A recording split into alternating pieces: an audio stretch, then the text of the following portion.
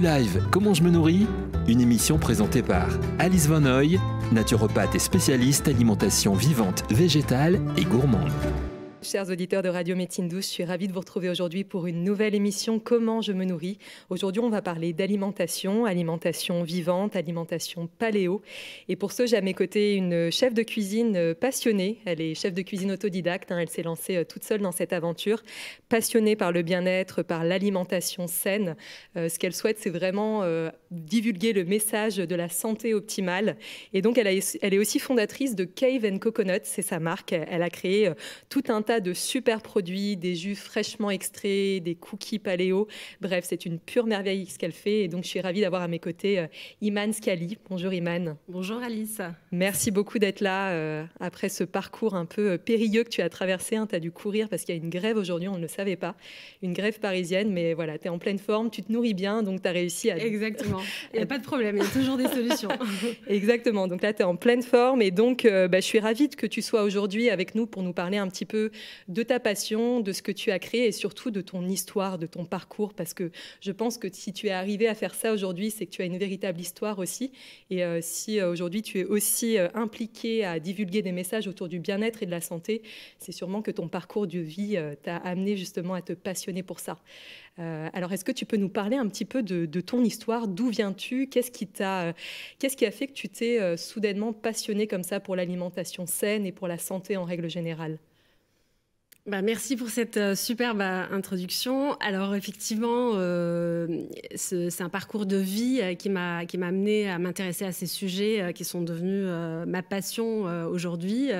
Et je ne conçois plus du tout ma vie autrement. En fait, on a toujours très bien mangé à la maison, mais... voilà, on mangeait un petit peu de tout, le fameux régime équilibré. Voilà, c'était très très bien. On choisissait toujours des bons aliments, etc. C'est très très important. Quand j'étais petite, j'ai accompagné mes parents dans des restaurants étoilés, etc. Donc vraiment, le goût était vraiment primordial. Et il y avait cette transmission, voilà, de goût des grands-parents, les parents, etc. La famille en général. Donc j'ai été élevée dans cette culture-là. Mais c'est vrai que j'étais à 10 000 lieues de manger paléo ou vegan ou sans gluten même. Enfin, je connaissais pas, vraiment méconnaissais toutes ces choses que j'étais en fait en quelque sorte un petit peu obligée de m'y intéresser parce que j'ai traversé en fait une période de maladie.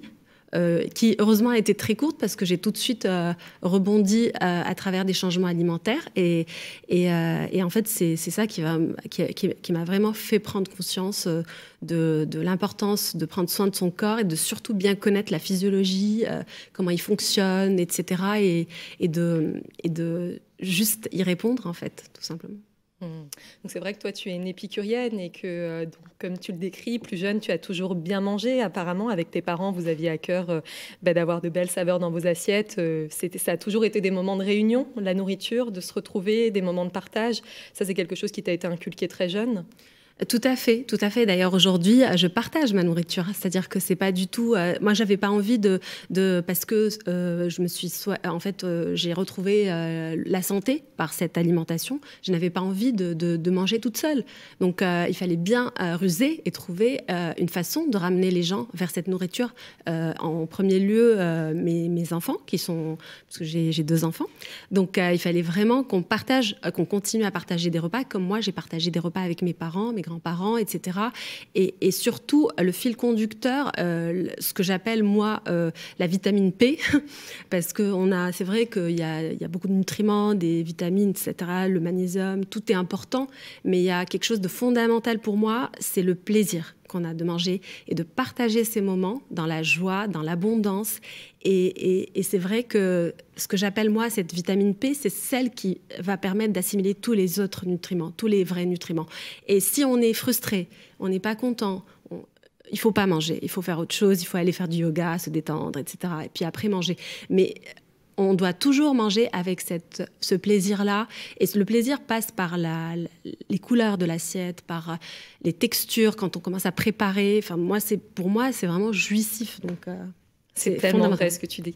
C'est tellement vrai. Et c'est beau de voir qu'au final, ce court épisode de maladie que tu as traversé t'a permis aussi de te reconnecter avec le vivant encore plus et de continuer à développer ce côté épicurien que tu as, mais en l'accent vraiment sur l'axe de la santé et de continuer à déployer ta palette de couleurs d'artiste, parce que tu es une véritable artiste. Ce que tu crées, c'est beau et c'est bon. Je peux en témoigner. C'est vraiment délicieux ce que tu crées. Et c'est magnifique de voir que ces périodes délicates qu'on traverse parfois dans la vie, on en fait quelque chose de très beau et ça permet d'apprendre à mieux nous connaître aussi, comme tu disais, à comprendre la physiologie de notre corps, à comprendre nos besoins fondamentaux et à comprendre aussi comment se respecter, s'honorer et se faire plaisir tout en se faisant du bien. Le message que tu partages, toi, c'est vraiment que l'alimentation, c'est une jouissance. Quand on mange, on se fait plaisir. Donc cette fameuse vitamine P, je pense que ça va marquer beaucoup de gens. C'est très important qu'elle soit présente à tous les repas et de faire de chaque repas une fête quelque part, avec toutes ces couleurs, toutes ces saveurs. Toi, tu as vraiment ce don aussi de créer des textures aussi qui sont très intéressantes, très réconfortantes, tout en ayant l'utilisation d'ingrédients aussi de très haute qualité. C'est vraiment magnifique ce que tu proposes. Donc bravo pour ça. Et là où je voulais plus éclairer aussi les auditeurs, c'est sur cette question du régime paléo. Parce que toi, donc, tu as parlé du véganisme, on a parlé de cuisine vivante, végétale. Qu'est-ce que tu pourrais dire sur le régime paléo? En quoi il se définit? En quoi ça consiste exactement? Alors en fait, moi, je n'aime pas beaucoup les cases. Mais c'est vrai que quand j'ai créé K20 Coconut, on m'a demandé de pitcher le concept, etc. en 3 mots. Donc il fallait que je trouve 3 mots. Donc, alors moi, personnellement, pour retrouver la santé, pour surtout la garder, parce que bon, il ne s'agit pas de retrouver la santé et puis après de rentrer dans des routines malsaines ou en tout cas qui ne nous correspondent pas et qui vont faire perdre tous les bénéfices. Donc pour garder ma santé, globalement, j'ai axé mon alimentation sur les légumes, sur tout ce qui est vivant, les légumes, un petit peu de fruits. Et en fait, je suis sortie de ce cercle infernal des céréales, de tout ce qui est sucre, en fait, en quelque sorte, lent ou rapide. Donc, tout ce qui est féculent, qui va alourdir la digestion. J'ai appris après que c'était acidifiant pour le corps. J'ai appris après, en lisant des livres, que c'était bourré d'antinutriments, que certaines... En fait, c'est la seule chose qu'on ne peut pas manger crue. Céréales et légumineuses. On est obligé de les cuire. On doit les faire tremper pour diminuer les antinutriments, mais pas les enlever complètement.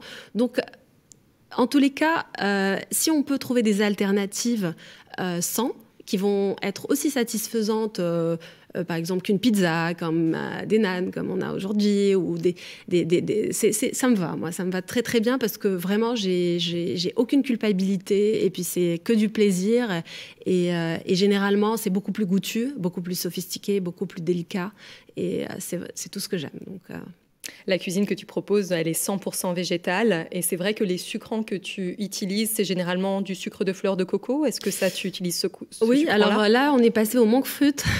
Donc, on est en train de monter encore pour proposer des choses totalement cétogènes, keto.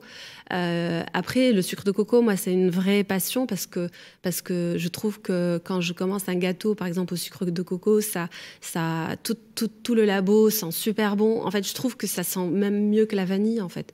Donc, je suis une amoureuse de ce sucre-là. Son indice glycémique est relativement bas.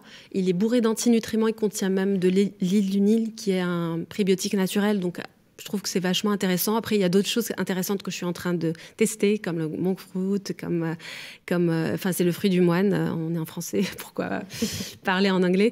Il y a d'autres choses qui sont très intéressantes, qui viennent, que je découvre chez les confrères américains et que j'expérimente avec plaisir. Après, je suis pas fan du sirop d'érable, qui pour moi est trop l'indice glycémique est trop élevé. Et puis, c'est très compliqué d'en trouver de bonne qualité. Et les dattes aussi, je trouve que en fait, c'est très bon de temps en temps une date, mais des boules ou des trucs avec les dates tous les jours, l'indice glycémique est vite explosé et je trouve que c'est pas bon pour dans une routine. Moi, je suis plutôt à l'oriental, en fait, comme en Orient, proposer ça dans des fêtes, tout ça de façon exceptionnelle, parce que c'est bourré de nutriments et il s'agit pas de ne plus du tout en manger, mais d'en manger à des occasions. Mais tous les jours, je préfère prendre un cookie. Voilà. Tu es très attentive aux index glycémiques. En fait, la cuisine que tu proposes a vraiment un index glycémique bas pour éviter de provoquer ces pics de sucre dans le sang et donc ces effets un peu yo-yo au niveau de l'énergie. Ça, tu es très attentive là-dessus. Tout à fait. Alors moi, je suis devenue, je pense, un animal sauvage parce que parfois je mange ailleurs et on me dit que c'est du sucre de coco, puis je dis non, c'est pas possible parce que je sens l'indice glycémique monter en moi, en fait. Je le sens. Et après, on voit que c'est du sirop d'érable, par exemple. Mais c'est ça qui est génial quand on se reconnecte vraiment à son corps, à sa boussole intérieure, c'est qu'on ne peut plus trop nous leurrer avec ce qu'on consomme. C'est ça. On a vraiment un radar qui se développe et on sait pertinemment si quelque chose ne nous correspond pas ou nous correspond. Et on va sentir réellement certaines choses. Moi, ça m'est déjà arrivé d'aller dans un restaurant et de me dire, mais là, je sens en fait qu'il y a du sucre là-dedans, quoi. Alors que la personne me dit, non, il n'y a pas de sucre et tout ça. Non, je sens vraiment qu'il y a du sucre et donc je ne peux pas le manger. Je sais, je me fais confiance. On développe aussi une certaine sensibilité au niveau du palais qui est vraiment très accru. Et plus on fait attention à ce qu'on mange, plus on est connecté, plus on se respecte aussi au niveau de son assiette, plus on va être apte à identifier ce qui nous convient plus et surtout à être aussi apte à repérer les ingrédients qui composent un plat. Tout à fait. Et ça, c'est vraiment, en fait, on se reconnecte juste à notre corps parce qu'en fait, normalement, en fait, le corps, il a envie de vivre, il a envie de bien vivre et je pense qu'on est bienveillant vis-à-vis de soi. C'est Jean-Jacques Rousseau qui disait que l'homme était bon par nature et c'est un peu l'environnement qui le pervertit. Et en fait, l'environnement, c'est aussi ce qu'on mange. Ça fait partie de la charge environnementale qui va intoxiquer en fait le corps et je pense que quand on redevient un peu sauvage, un peu connecté à son corps, on sait pertinemment ce dont on a besoin. Et il y a des matins où je me lève, j'ai envie de betterave. C'est des moments où j'ai, par exemple, voilà, toutes les femmes traversent une période prémenstruelle où on a besoin de fer, etc. Et c'est pas c'est pas par hasard en fait. En fait, je pense que je commence un petit peu à juste redevenir moi-même et me connecter à mon corps.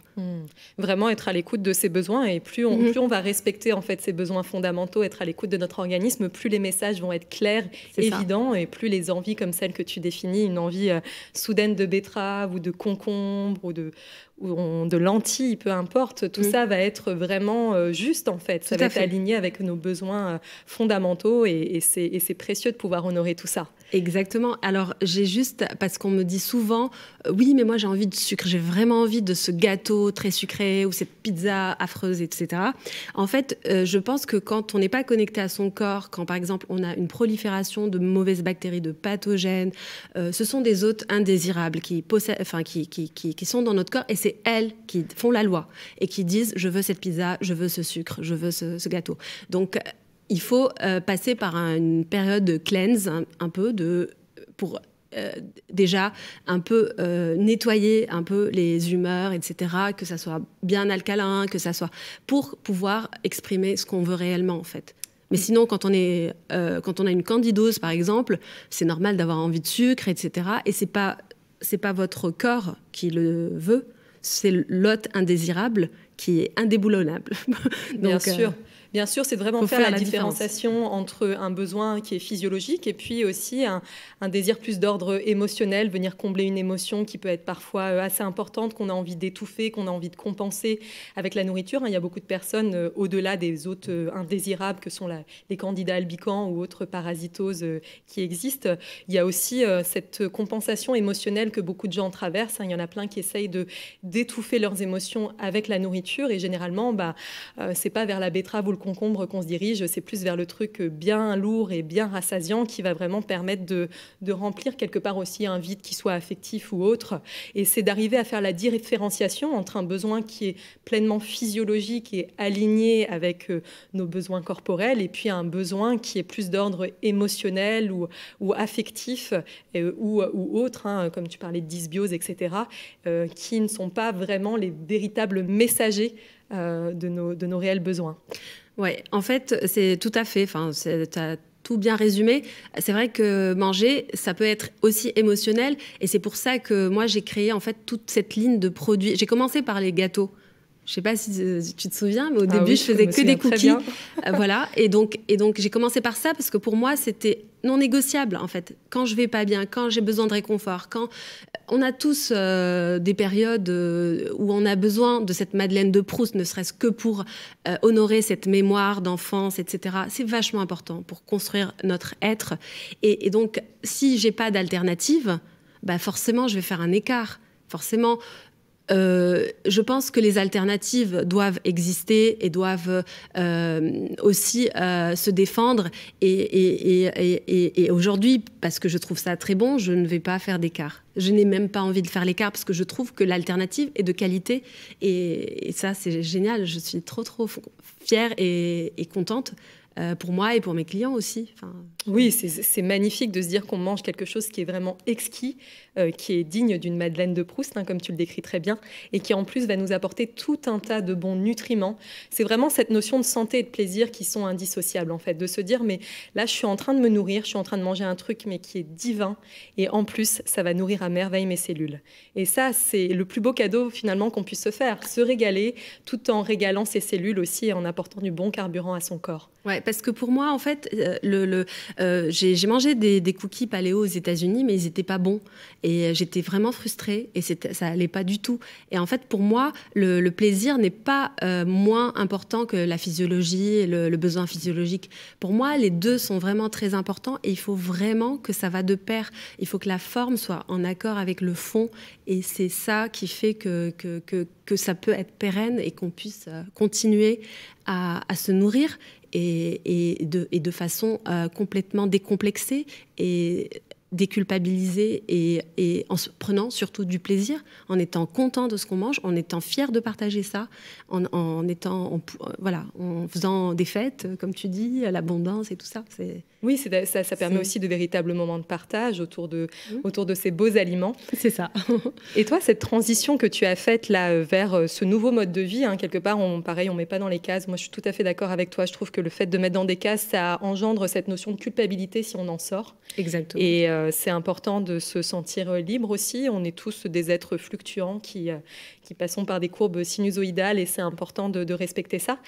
Quels sont les grands changements significatifs, toi, que tu as pu observer chez toi suite à ces changements dans ton hygiène de vie? Alors en fait, d'abord, moi, ce qui a été incroyable, c'est la clarté mentale. C'est-à-dire que je me réveille le matin, je prends mon jus de céleri, je sais exactement ce que je veux, je sais comment je vais le faire, tout est clair, il n'y a pas d'esprit brouillé en fait. C'est vraiment très clair, je sais que je veux travailler avec cette personne, pas avec celle-là. J'ai pas de... par exemple, avant, j'hésitais à dire non, tout ça. Là, maintenant, c'est très clair, j'ai pas envie, c'est non, et sans aucune... tout en douceur, quoi. Donc, cette faculté mentale hyper claire, hyper focus, donc c'est très important. Une énergie stable, d'abord une énergie plus importante, mais surtout c'est la qualité de l'énergie qui est stable, c'est-à-dire que je ne fatigue pas, il n'y a pas de fatigue après le repas, par exemple, parce que l'énergie, en fait, n'est pas multiple. Soit on digère, soit on travaille, soit on détoxifie. Donc, forcément, quand on passe beaucoup de temps, on utilise beaucoup son énergie à digérer, ça va prendre du temps et surtout de la place. Moins de ballonnement, parce que tout se passe dans l'intestin. Donc, forcément, et c'est vrai que moi, je suis comme toutes les femmes, j'ai pas envie de ressembler à une femme enceinte dans une robe. Voilà, c'est quand même esthétique, mais c'est surtout aussi à l'intérieur, on se sent vraiment beaucoup mieux. Donc, un état d'esprit plus positif. Moi, j'étais sujette à l'anxiété, à la dépression, tout ça, des blues et tout ça. C'est des choses que vraiment j'ai oublié. J'ai oublié cette sensation depuis pas mal de temps. J'ai perdu du poids, mais en fait, c'est une perte de poids durable. C'est pas des yo-yo, etc. C'est-à-dire que j'ai trouvé mon poids de forme et je l'ai maintenu. J'ai aussi remarqué un accroissement musculaire. Et je suis plus du tout jamais malade. Jamais. Pas de rhume, alors que j'étais tout le temps malade avant. Véritablement, tu prends soin de ton immunité avec une alimentation comme ça. Et c'est clair que là, on te voit rayonnante, pleine de vie. C'est comme si cette alimentation, quand tu l'as décrit, cette transition de vie, t'a aussi permis de te reconnecter à toi, de mieux te connaître, d'être vraiment aligné avec tes valeurs, ce que tu souhaites. Tu parlais du positionnement, etc. C'est vrai que parfois, quand on n'est pas forcément bien dans son ventre, ça va impacter complètement nos décisions, notre rapport au monde, parce que tout est connecté. On dit que le ventre est le deuxième cerveau. Certains même affirment que c'est le premier cerveau. Moi, je pense aussi. Donc voilà, ça montre aussi à quel point tout ce qui joue au niveau de notre intestin, c'est primordial. Et plus on prend soin de cette zone-là, en fait, plus on prend soin de sa clarté mentale et de sa vie en règle générale, de ses prises de positionnement, de ses choix de vie. Ça nous apporte vraiment une véritable clarté. Ça, on peut le ressentir. Exactement. Et aussi, j'ai remarqué que ma peau, c'est-à-dire que là, j'ai 42 ans et ma peau, elle est beaucoup plus glowy, tout ça, qu'à 25 ans, quoi. Enfin, j'ai remarqué un éclat dans la peau naturelle, une qualité de la peau, une élasticité. Je pense que c'est parce dans cette alimentation-là, on mange beaucoup d'aliments qui favorisent la production naturelle de collagène. Voilà, donc c'est tout ça et c'est énorme. Enfin, ça change la vie. Pour moi, c'est un life changer, quoi. C'est vraiment, ça change complètement la vie. Sur différentes dimensions. J'ai pris cette maladie comme un cadeau. En fait, je remercie la nature, le karma, enfin whatever, tous les jours d'avoir... parce que je pense que j'aurais pas changé tout ça si j'avais pas été profondément malade, quoi. Et tu es une vraie source d'inspiration aujourd'hui. Et je pense d'ailleurs que beaucoup d'auditeurs, cette émission s'appelle « Comment je me nourris ?» On en parlait juste avant de commencer à enregistrer. Comment je me nourris de manière holistique, sur tous les plans de mon être. Parce qu'il y a certes ce que je mets dans mon assiette, mais il y a aussi les relations que j'entretiens, les lectures que j'ai au quotidien, la musique que j'écoute, les infos que je choisis ou pas d'écouter. Et ce qui serait super, c'est si tu pouvais décrire un petit peu de manière assez globale une journée type pour toi. Comment tu te nourris au quotidien? Quelles sont tes petites habitudes, les choses dont tu ne peux pas te passer, le sport, les petits mantras que tu te répètes ou autres. Comment tu te nourris en règle générale au quotidien? Alors, c'est très simple. Enfin, moi, je mange un peu de...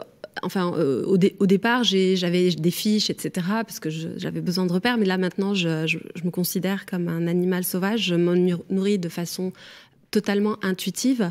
Le matin, généralement, je pratique le jeûne intermittent. Je mange pas. Par contre, au saut du lit, il me faut mon céleri juice tous les matins.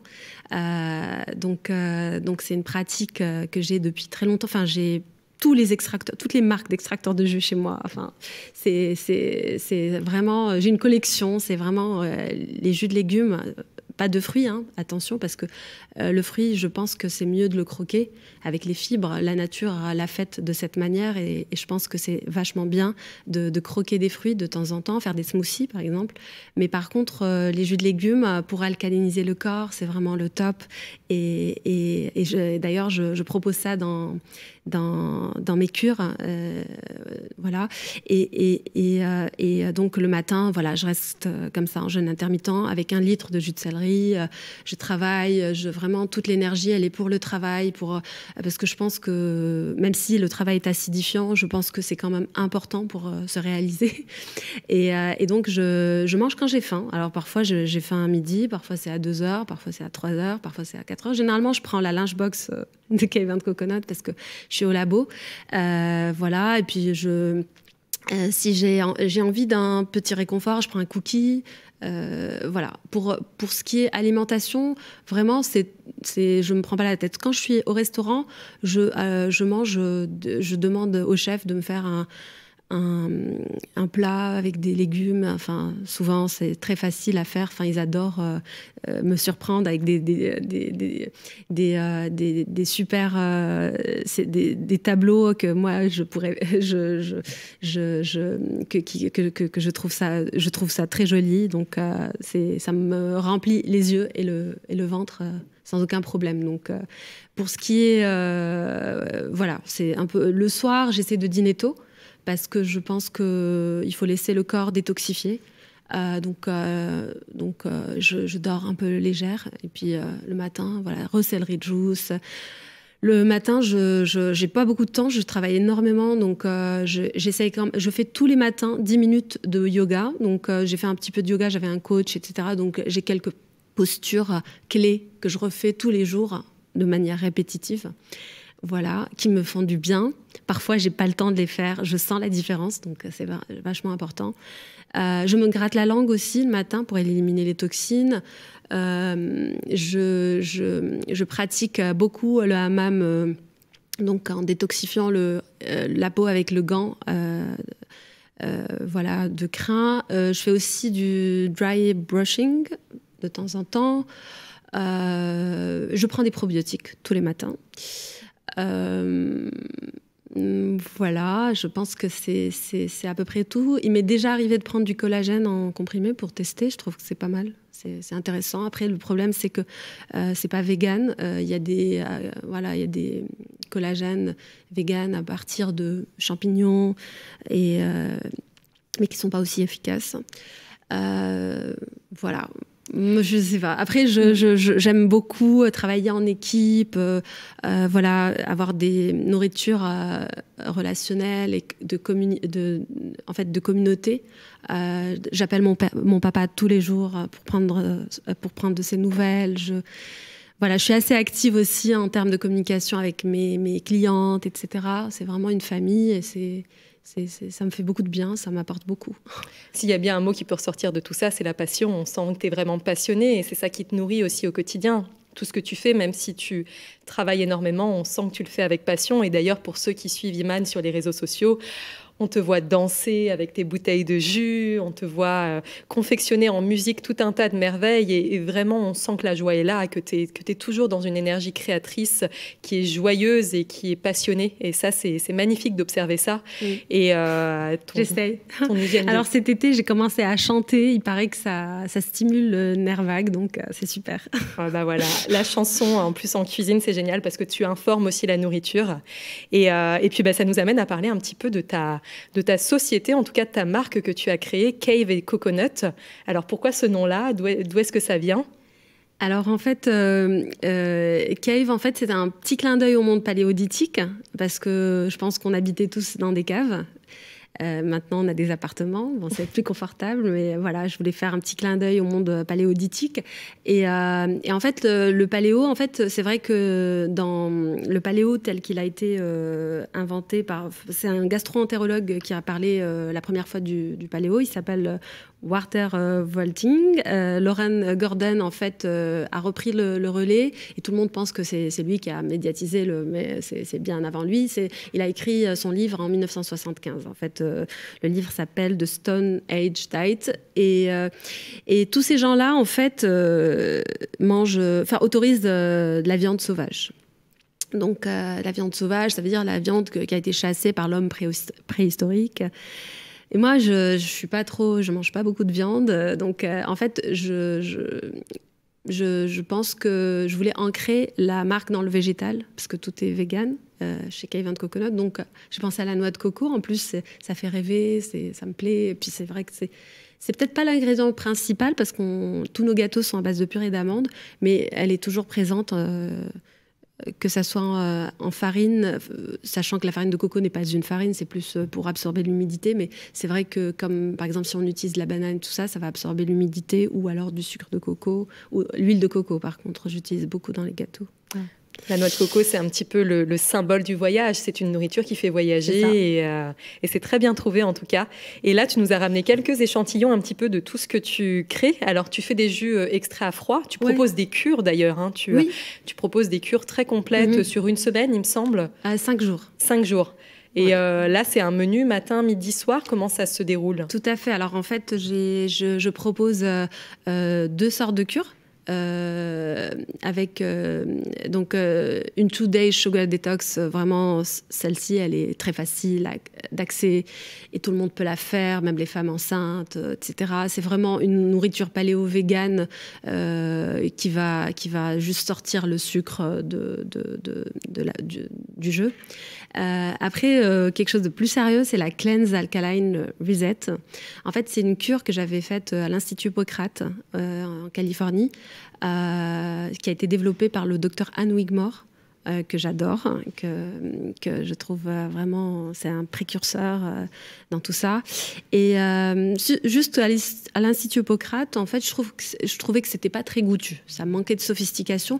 En fait, ce qu'il faut savoir, c'est que l'Institut Hippocrate, c'est très, très brut et très, très hippie, un peu, voilà.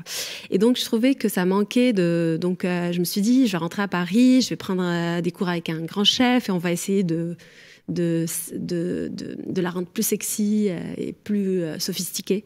Et en fait, j'ai pas eu besoin d'un grand chef parce que j'ai travaillé depuis en autodidacte. Donc, c'est moi qui développais toutes les recettes. Et donc, elle est très, très sérieuse. Hein. C'est une cure médicale vraiment pour en fait, l'intérêt principal de la cure, c'est de baisser l'inflammation en apportant un maximum d'alcalinité dans tout le corps. Donc ça, c'est vraiment le but. Et ça régénère en fait les cellules de manière saine avec des constructeurs, parce qu'il y a beaucoup de légumes. En fait, tous les jus sont des jus de légumes, il n'y a pas de jus de fruits. Donc, c'est des constructeurs qui vont reconstruire des cellules saines et détoxifier toutes les malsaines.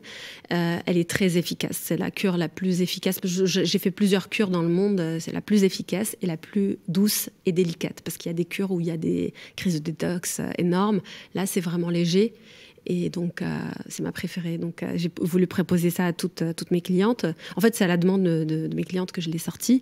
Elle est d'une... Voilà, j'ai énormément de succès avec cette cure et j'ai une waiting list de... on était à 200 personnes il y a quelques temps, donc malheureusement, j'ai pas l'outil de production. Tu connais les jus, etc. Oui. Parce que en fait, chaque jour, tu commences par un jus de céleri de 500 ml. Après, tu passes à 500 ml de jus de concombre, 500 ml de chlorophylle booster, qui est un jus de concombre, céleri et épinards. Après, tu as ce qu'on appelle les énergies soupes. Je ne sais pas si je pense que tu dois connaître les énergies. Ce sont des soupes crues à base d'avocats, amandes, qui ont été développées par le docteur Anne Wigmore, mais que Irène Grosjean, par exemple, a repris. Enfin, je ne sais pas qui a été la première. Enfin, en tout cas, c'est des soupes qui sont très connues dans l'alimentation vivante et qui sont très efficaces aussi et qui vont apporter des fibres, mais donc c'est rassasiant, mais ça va être très très facile à digérer. Donc, on continuera quand même à détoxifier. Et l'après-midi, 500 ml de concombre et 500 ml de chlorophylle booster. Et le soir, ce que Anne Wigmore appelle les body regenerator meal, c'est-à-dire c'est un constructeur de cellules. Donc on switch entre falafel, sans pois chiches, paléo, et des wraps 100% graines de lin, qui sont remplis d'avocats, de graines germées, que des bonnes choses. Que des bonnes choses. Et c'est délicieux. Oui, c'est ça en fait. C'est vraiment, encore une fois, le côté gourmand est très présent. Je pense que c'est aussi pour ça que tu as autant de succès. C'est à la fois un nettoyage en douceur, mais aussi avec beaucoup de plaisir, beaucoup de gourmandise. Et ça ne peut que cartonner dans ces... Voilà, avec dressing, des vegan cheese, des trucs comme ça. Enfin, yaourt de coco comme sauce. Enfin, bon, c'est vraiment... on n'a pas l'impression de se priver du tout ou d'être dans un programme de nettoyage ou de cleanse. Voilà. Ça, c'est plus sur demande, en fait. C'est des personnes qui vont s'inscrire aux cures. Par contre, tu proposes aussi de manière quotidienne des cookies fraîchement réalisés qu'on peut trouver dans différentes enseignes parisiennes qui proposent des produits biologiques et aussi sur ton site internet caveandcoconut.com. Et là, toute personne qui a envie de déguster tes merveilles, en fait, peut commander en ligne et se faire livrer donc assez rapidement. Tout à fait, on livre par camion réfrigéré partout en France. On a commencé à livrer l'Espagne et il y a différents pays avec notre partenaire qui vont s'ouvrir et on va commencer à livrer parce qu'on a de la demande partout. Et donc, c'est génial parce que vraiment, c'est direct, c'est du produit. Enfin, on produit dans Paris, on a un atelier à Paris et ça arrive directement chez le client. C'est vraiment super. Je suis ravie. Tu peux être ravi, c'est vraiment un délice en tout cas pour avoir goûté tous les cookies existants et étant une fervente addict de ces merveilles. Je ne peux qu'encourager les auditeurs à les tester. Je sais que mon épicerie Paris en vend. Oui. Il y a d'autres anciennes parisiennes aussi qui les proposent. Je ne saurais pas dire lesquelles.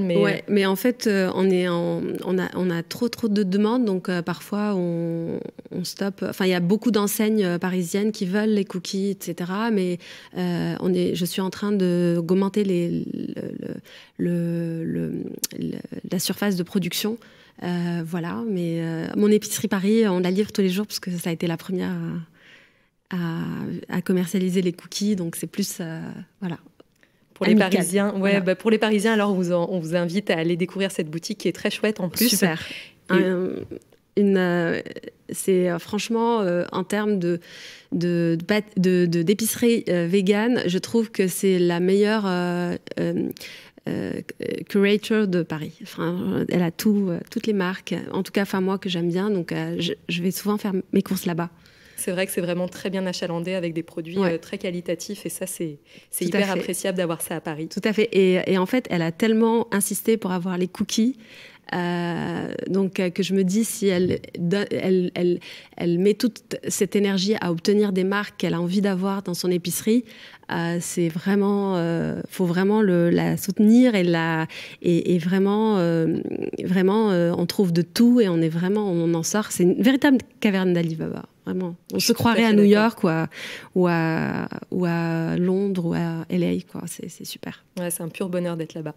Un pur bonheur. Et puis, on va inviter les auditeurs à te rejoindre sur les réseaux sociaux s'ils veulent découvrir un petit peu plus ton univers. Donc, tu as une page Instagram Cave & Coconut où on peut retrouver toute ton actualité, tes créations culinaires, les programmes que tu proposes et puis te suivre aussi en story au quotidien pour avoir un booster, un shoot de joie et de vitalité. Et puis, il y a aussi le site internet caveandcoconut.com pour ceux qui ont envie de tester tous tes merveilleux produits et commander en ligne si les personnes ne sont pas parisiennes. Et puis, nous, là, on va se régaler avec ce que tu nous as ramené aujourd'hui. Tu as fait un petit gazpacho, un lait d'amande aussi. Exactement. Et là, c'est une salade de kale. En fait, ce sont des naans, c'est des almond butter naan. Donc, la pâte est faite à base de purée d'amande et ils sont farcis aux patates douces, poivrons jaunes, rouges, courgettes, oignons. C'est une tuerie. C'est la lunchbox du jour, en fait. Wow, merci beaucoup de nous avoir ramené ça, on va bien se régaler. Bon.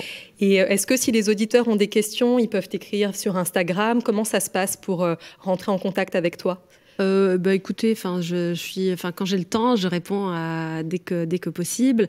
Voilà, sur Instagram. Oui, je suis assez active sur Instagram. Sinon, par mail aussi, c'est pas mal.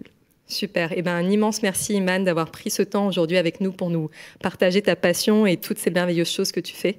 Merci à toi pour cette invitation. J'étais ravie de te retrouver. C'est vrai qu'on se connaît depuis un certain moment et j'aime beaucoup ce que tu fais. Je suis ravie d'être ton invitée aujourd'hui. Merci beaucoup, Iman. On se dit à très bientôt. Et puis, portez-vous tous bien. Prenez bien soin de vous. Et on se dit à très bientôt pour de nouveaux podcasts. À bientôt. E-Live, comment je me nourris? Une émission présentée par Alice Van Hoy, naturopathe et spécialiste alimentation vivante, végétale et gourmande.